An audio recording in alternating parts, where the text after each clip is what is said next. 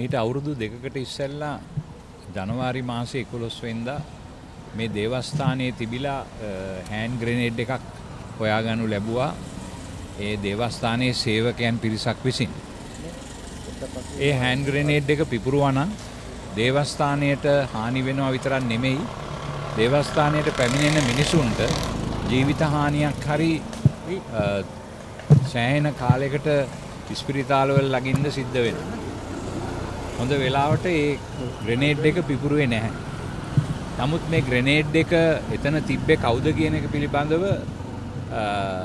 විමර්ශනයක් සිදු වෙන්නටත් කලින් පොලිසියේ ලොකු අය විශේෂයෙන්ම දැන් ඉන්න පොලිස්පතිතුමා මෙතනට ඇවිල්ලා දේවස්ථානයේ සේවය කරපු දෙන්නෙකුයි තවත් එතන උදව්වට ආපු ළමයෙකුයි එතන යාඥා කරන්නට ආපු කෙනෙකුයි අනගහගෙන ගියා. අරගෙන ගියා ගිහිල්ලා ඒ අයට සෑහෙන කරදර කරලා හිරිහැර කරලා බලහත්කාරයෙන් ඒගොල්ලන්ගෙන් මේ ස්ටේට්මන්ට්ස් ගන්න උත්සාහ කෙරුවා. එතකොට ඊට පස්සේ අපි මේ CCTV දර්ශන හරියටම විග්‍රහ කරලා බලනකොට අපි දැක්කා එදා උදේවරුේ එක්කෙනෙක් ඇවිල්ලා මේ හෑන්ඩ් ග්‍රෙනේඩ් එක තියලා යන බව සාක්ෂි හොයාගත්තා.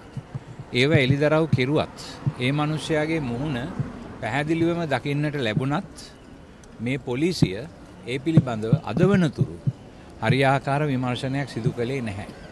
ඒ වෙනුවට තවත් එක්කෙනෙකු අල්ලගෙන ගිහිල්ලා මේක සම්පූර්ණයෙන්ම නොමග ඇරීමට මේ උත්සාහයක් දැරුවා. මේ දේවස්ථානයේ සේවකයා මේක තිබ්බයි කියලා චෝදනා කරා. මේ වගේ හරිම අසාධාරණ විදිහට පොලිසියත් රජයත් එදා හිටපු මේ කටයුත්තට සම්බන්ධ වුණා. ඉතින් නමුත් අද වෙනතුරු දැන් අවුරුදු 2ක් ගිහිල්ලා මේකට මේ පිළිබඳව සාධාරණ විමර්ශනයක් විසඳු මේ කොයිම විදියකටවත් සිද්ධ වුණේ නැහැ. ඒ නිසා අපි අදත් අහන්නේ මේ මිනිස්යාගේ මුහුණ පැහැදිලිවම දර්ශනවල තියෙද්දි ඇයි මේ මිනිස්යාව අල්ලුවේ නැත්තේ? ඇයි මේ මිනිස්යාට විරුද්ධව ක්‍රියාදාමයක් ගත්තේ නැත්තේ? එතකොට අහක ඉන්න මිනිසුන් අල්ලගෙන ගිහිල්ලා ඒගොල්ලන්ගේ කර උඩ දාන්න හැදුවේ ඇයි? කාවද මේකෙන් හංගන්න හැදුවේ කියන ප්‍රශ්නේ තමයි අපිට තියෙන්නේ අදත්. ඉතින් ඒ නිසා අපි රජයෙන් ඉල්ලා සිටිනවා දැන් ඔය පොලිස්පති ධූරයට රජයේ කැමැත්තෙන් පත්වෙච්ච මිනිස්සයාගෙන් ඉල්ලා සිටිනවා කරුණා කරලා මේ පිළිබඳව හරියාකාර විමර්ශනයක් කරන්න. මේ මිනිස්සයාගේ මුහුණ පැහැදිලිවම අපි දන්නවා. ඒ මුහුණ හොයාගන්න පුළුවන්. කවුද මේ මිනිස්සයා? ඇයි මේ මිනිස්සයා මේ ග්‍රෙනේඩ් එකක් ගෙනල්ලා පල්ලිය ඇතුලේ තිබ්බේ? කාගේ වමනාවටද ඒක කළේ? කියන එක පිළිබඳව සම්පූර්ණ විමර්ශනයක් කරන්න පුළුවන් පොලිසියටත් CID එකටත්. මේ වෙනතුරු එහෙම දෙයක් සිද්ධ වෙලා නැහැ. වැරදිලාත් ඒ බෝම්බේ පිපුරුවා නම් අපේ දේවස්ථානයට විතරක් නෙමෙයි එහි තේවා කරන්නට එන අයටත් සිද්ධ වෙන හානිය ගැන මේ අය කිසිම තැකීමක් දරන්නේ නැහැ කියන එක තමයි එතනින් අපිට පැහැදිලි වෙන්නේ. ඒ නිසා අපි මේ පිළිබඳව අපේ විරෝධය පළ කරන්නට තමයි මෙතන අපේ ජනතාව රැස් වෙලා ඉන්නේ අද මේ තවමත් අපිට විමර්ශනයක් නොලැබීම ගැන අපේ විරෝධය පළ කරනවා. අපි ඉල්ලා සිටින්නේ කරුණා කරලා විනිවිද පෙනෙන ස්වාධීන විමර්ශනයක් කරන්න කවුද මේ හෑන්ඩ් ග්‍රෙනේඩ් එක ගෙනල්ලා මෙතනට දැම්මේ කියන එක පිළිබඳව. එහෙම කළේ ඇයි කියන එක පිළිබඳව හොයලා බලන්න.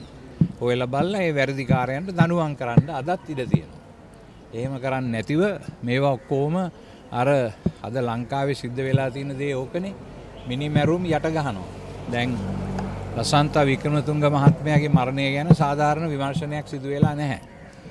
ප්‍රගීත් ටෙක්නැලිගොඩ පිළිබඳව අතුරුදහන් වීම පිළිබඳව කිසිදු විමර්ශනයක් සිද්ධ වෙලා නැහැ. කවුද ඒවා කළේ කියලාවත් දන්නේ නැහැ. ඒ අය නිදැල්ලේ හැසිරෙනවා. ඒ වගේම පාස්කු ප්‍රහාරයට සම්බන්ධ සැබෑ මහමුලකරුවන් කවුද කියන එක හඳුනාගෙන නැහැ. ඒවත් ඔක්කොම යට ගහනවා මේ ආණ්ඩු කරන අය. ඒ නිසා අපිට මේ ක්‍රමය පිළිගන්න බැහැයි කියන එක තමයි මේ විරෝධතාවයෙන් අපි පෙන්눔 කරන්න උත්සාහ කරන්නේ. බොහොම ස්තුතියි. C News අපිව දැන්ම subscribe කරන්න.